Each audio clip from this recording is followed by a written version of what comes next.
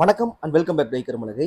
So இன்னைக்கு வந்து பார்த்தீங்கன்னா மார்ச் 2 2024. ஸோ இன்னைக்கு டெய்லி வீலாகில் நம்ம என்ன பார்க்க போகிறோம் அப்படின்னு பார்த்தீங்கன்னா, நம்மளுடைய விசுவல் ஸ்டுடியோ கோடில் விஎஸ் கோட் சொல்யூஷன் எக்ஸ்ப்ளோரர் அப்படிங்கிற இந்த எக்ஸ்டென்ஷனை யூஸ் பண்ணி ஒரு கோர் கன்சோல் ப்ராஜெக்டை வந்து கிரியேட் பண்ணி அதை பில்ட் பண்ணி ரன் பண்ணி பார்க்க போகிறோம். ஸோ இதனால வரைக்கும் கோர் கன்சோல் அப்ளிகேஷன் அப்படின்னா கமாண்ட் லைனில் நம்ம வந்து அதுக்கான கமெண்ட்ஸ் கொடுத்து பண்ணியிருப்போம். பட் விசுவல் ஸ்டுடியோ கோடில் வந்து பார்த்தீங்கன்னா இந்த எக்ஸ்டென்ஷனை யூஸ் பண்ணும்போது உங்களுக்கு விசுவல் ஸ்டுடியோவில் யூஸ் பண்ணுற மாதிரியே உங்களுக்கு ஒரு யூஐ கிடைக்கும்.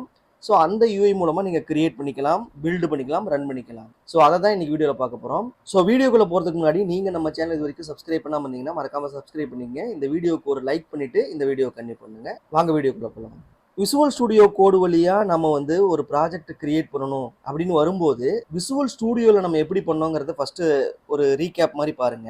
பொதுவாக விசுவல் ஸ்டுடியோவில் வந்து நம்ம என்ன பண்ணுவோம்னா என்ன டெம்ப்ளேட் வேணும், ஃபர்ஸ்ட் ப்ராஜெக்டோட டெம்ப்ளேட் என்ன, கன்சோல் ஆப்பா, வெப் ஏபிஐயா, என்ன மாதிரி கன்சோல் ஆப், அது ஃப்ரேம் ஒர்க்கா, கோரா அப்படிங்கிறதையெல்லாம் செலக்ட் பண்ணிட்டு அங்கிருந்து நெக்ஸ்ட் கொடுக்கும்போது அந்த ப்ராஜெக்டோட சொல்யூஷன் நேம் என்னன்னு கொடுப்போம். அதுக்கப்புறம் வந்து பார்த்தீங்கன்னா என்ன ஃப்ரேம் ஒர்க்கில் இருக்கணும் அப்படிங்கிறத டிசைட் பண்ணிடுவோம். என்ன வெர்ஷன் ஆஃப் கோர் இருக்கணும்னு டிசைட் பண்ணுவோம். அதுக்கப்புறம் அது எந்த பாத்தில் போய் விழுகணுங்கிறத டிசைட் பண்ணிட்டு நம்ம நெக்ஸ்ட் கொடுத்தோம்னா நமக்கு அந்த ஃபோல்டரில் ஒரு ப்ராஜெக்ட் கிரியேட் ஆகி நமக்கு விசுவல் ஸ்டுடியோவில் ஓப்பன் ஆகும். இப்படி தான் எப்பயுமே நடக்கும். பட் விஎஸ் கோடில் வந்து பார்த்தீங்கன்னா அந்த மாதிரி ஒரு யூஏ இல்லாததுனால நம்ம இந்த எக்ஸ்டென்ஷனை யூஸ் பண்ணுறோம், விஎஸ் கோட் சொல்யூஷன் எக்ஸ்ப்ளோரர். இது நம்மளுடைய போன வீடியோக்கள்லேயே இந்த எக்ஸ்டென்ஷனை பற்றி நம்ம சொல்லியிருப்போம். ஸோ இந்த விஎஸ் கோடில் ஒரு ப்ராஜெக்டை கிரியேட் பண்ணுறதுக்கு ஃபர்ஸ்ட் ஃபோல்டருக்கு போயிருங்க.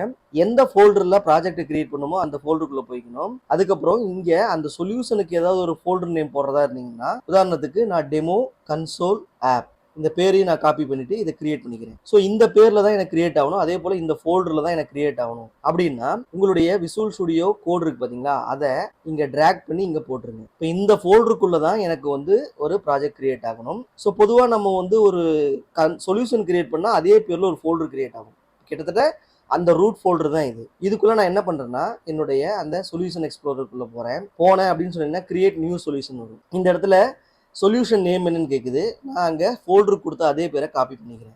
ரைட், இப்போ வந்து பார்த்தீங்கன்னா நமக்கு ஒரு சொல்யூஷன் கிரியேட் ஆயிடுச்சு. இங்கே என்ன பண்ணுச்சுன்னா இந்த டெமோ கன்சோல் ஆப் அப்படிங்கிறதுல .NET new solution demo console app அப்படின்ற ஒரு பேர் போட்டுருச்சு. ஸோ இப்போ ஃபோல்டருக்குள்ள போய் பார்த்தீங்கன்னா உங்களுக்கு ஒரு சொல்யூஷன் ஃபைல் இருக்கும். இந்த எக்ஸ்ப்ளோரரை கிளிக் பண்ணீங்கன்னா இந்த மாதிரி உங்களுக்கு ஒரு சொல்யூஷன் இருக்கும். இதுக்குள்ள எந்த ப்ராஜெக்ட் இருக்காது. ஸோ இப்போ இது ப்ராஜெக்ட் கிரியேட் பண்றதுக்கு ரைட் கிளிக் பண்ணுங்க, ஆட் நியூ ப்ராஜெக்ட் அப்படின்னு கொடுங்க. கொடுத்தீங்கன்னா இந்த இடத்துல உங்களுக்கு டெம்ப்ளேட் வரும். ஸோ இங்கே நான் கன்சோல் ஆப் கிரியேட் பண்ண போறேன் அப்படின்னா நான் அதுக்கான கன்சோல் ஆப்புக்கான இதை கொடுக்கணும். ஸோ அந்த கன்சோல் ஆப்புக்கு இங்கே வந்து பார்த்தீங்கன்னா இங்கே ஒரு ஆப்ஷன் இருக்கு. இந்த ஆப்ஷனை நான் செலக்ட் பண்றேன். என்ன ப்ரோக்ராமிங் லாங்குவேஜ்னு கேட்குது, நான் C# கொடுத்துக்கிறேன். இப்போ இதனுடைய பேர் கேட்குது, அந்த பேர் ப்ராஜெக்ட் நேமும் சேம் கன்சோல் ஆப்னு நான் கொடுத்துறேன். இப்போ என்டர் பண்றேன்.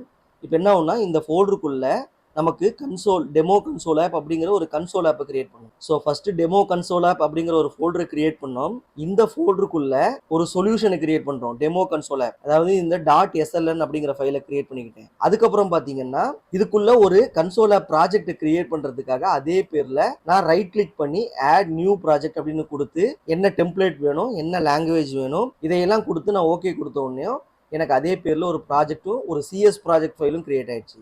ஸோ அவ்வளோதாங்க, வெரி சிம்பிளாக வந்து பார்த்தீங்கன்னா நம்ம ஒரு ப்ராஜெக்ட் ஃபைலை கிரியேட் பண்ணிட்டோம். விஎஸ் கோடில் வந்து பார்த்தீங்கன்னா முதல்ல டெம்ப்ளேட் சூஸ் பண்ணுவோம். அதுக்கப்புறம் அது எந்த பாத்தில் விழுகணும், அதோட சொல்யூஷன் நேம் என்ன, வெர்ஷன் என்ன அப்படின்னு கொடுத்து நம்ம நெக்ஸ்ட் கொடுத்தோம்னா இப்படி விழுகும். பட் விஎஸ் கோடில் வந்து பார்த்தீங்கன்னா ஃபர்ஸ்ட் நீங்கள் வந்து ஒரு ஃபோல்டரை கிரியேட் பண்ணணும். அதுக்குள்ள இந்த எக்ஸ்டென்ஷனை யூஸ் பண்ணி உங்களால் ஒரு சொல்யூஷனையும் கிரியேட் பண்ணிக்க முடியும், ஒரு ப்ராஜெக்டும் கிரியேட் பண்ணிக்க முடியும்.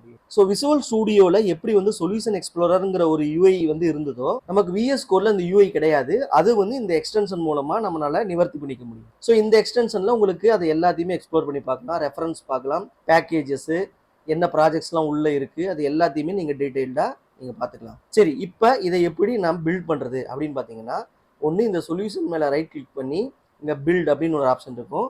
இதை கொடுத்தீங்கன்னா இந்த சொல்யூஷனில் இருக்கிற எல்லா ப்ராஜெக்டையும் நமக்கு பில்ட் ஆயிரும்.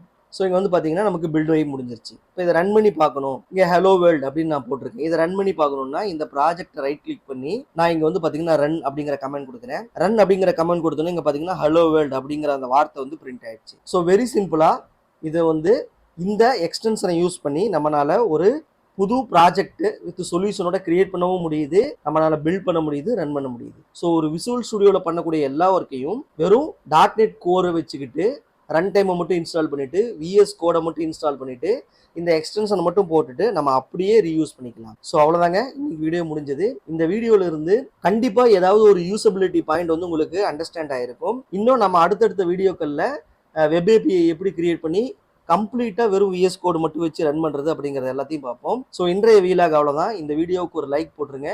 இந்த வீடியோவுக்கான ஃபீட்பேக்கை மறக்காமல் கமெண்ட் செக்ஷனில் சொல்லிட்டு போங்க. நம்ம அடுத்த ஒரு வீடியோவில் சந்திப்போம். நன்றி, வணக்கம்.